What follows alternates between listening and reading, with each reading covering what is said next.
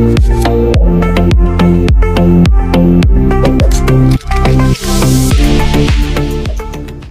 મિત્રો, આજે આપણે વાત કરીશું શૈક્ષણિક મનોવિજ્ઞાનના બે આધારસ્તંભ રસ અને મનોવલણ. શિક્ષણ પ્રક્રિયામાં તેમની ભૂમિકા અને તફાવતની ગહન સમજ મેળવીશું. શિક્ષણની સફળતા સમજવા માટે રસ અને મનોવલણ શા માટે મહત્વપૂર્ણ છે?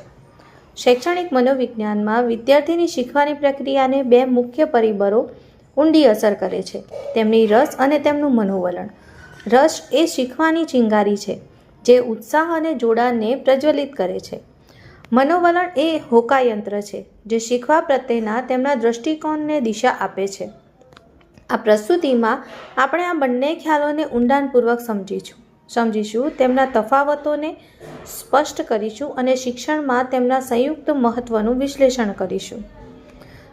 વિભાગ 1: રસ. રસ એટલે શું? અર્થ અને અધિકૃત વ્યાખ્યાઓ.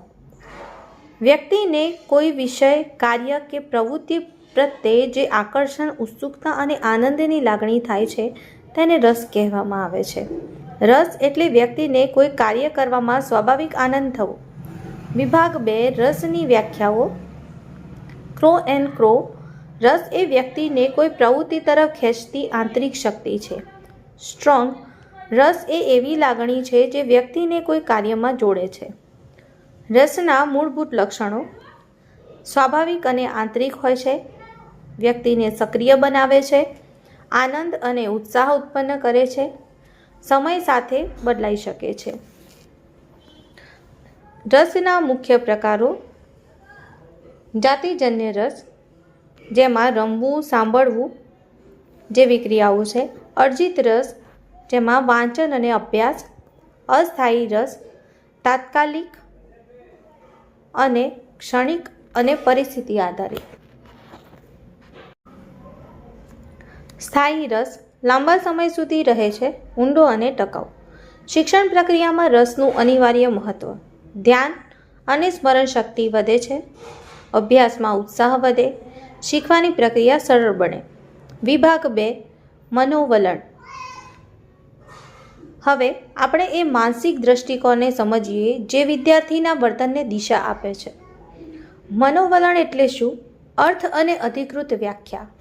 અર્થ: કોઈ વ્યક્તિ, વસ્તુ, વિચાર અથવા પરિસ્થિતિ વિશે જે ધનાત્મક અથવા ઋણાત્મક માનસિક વલણ ધરાવે તેને મનોવલણ કહેવામાં આવે છે. મનોવલણ એટલે વિચાર, લાગણી અને વર્તનની દિશા. વિભાગ 2: મનોવલણની વ્યાખ્યા. ઓલપોર્ટના મતે મનોવલણ એ અનુભવથી બનેલી માનસિક સ્થિતિ છે જે પ્રતિભાવને દિશા આપે છે. મનોવલણના 3 મુખ્ય ઘટકો: જ્ઞાનાત્મક, જેમાં વ્યક્તિના વિચાર, માન્યતાઓ અને જ્ઞાન. ભાવાત્મક, વિષય પ્રત્યેની લાગણીઓ અને ભાવનાઓ, પસંદ નાપસંદ. વર્તનાત્મક, તે વિષય પ્રત્યે વર્તન કરવાની વૃત્તિ. મનોવલણના લક્ષણો અને પ્રકાર. લક્ષણો: શીખવામાં આવે છે, અનુભવથી બને છે, વર્તનને અસર કરે છે, બદલાઈ શકે છે. પ્રકારો: ધનાત્મક મનોવલણ, ઋણાત્મક મનોવલણ, તટસ્થ મનોવલણ. વિભાગ 3: સરખામણી અને સંયુક્ત મહત્વ. રસ અને મનોવલણ અલગ હોવા છતાં શિક્ષણમાં તેમની સફળતા એકબીજા સાથે જોડાયેલી હોય છે. રસ અને મનોવલણ વચ્ચેનો સ્પષ્ટ તફાવત. સ્વરૂપ: આનંદની લાગણી, માનસિક વલણ. આધાર: ઉત્સુકતા, વિચાર અને લાગણી. સમય: ટૂંકા અથવા લાંબા ગાળાનો. મનોવલણ વધુ સ્થાયી. અસર: શીખવામાં સહાય, વર્તન પર અસર. અસરકારક શિક્ષણ માટે રસ અને મનોવલણનું સંયુક્ત મહત્વ.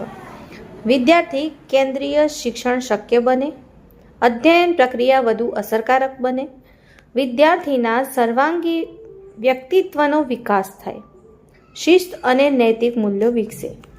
નિષ્કર્ષ: પ્રેરણા અને દિશા.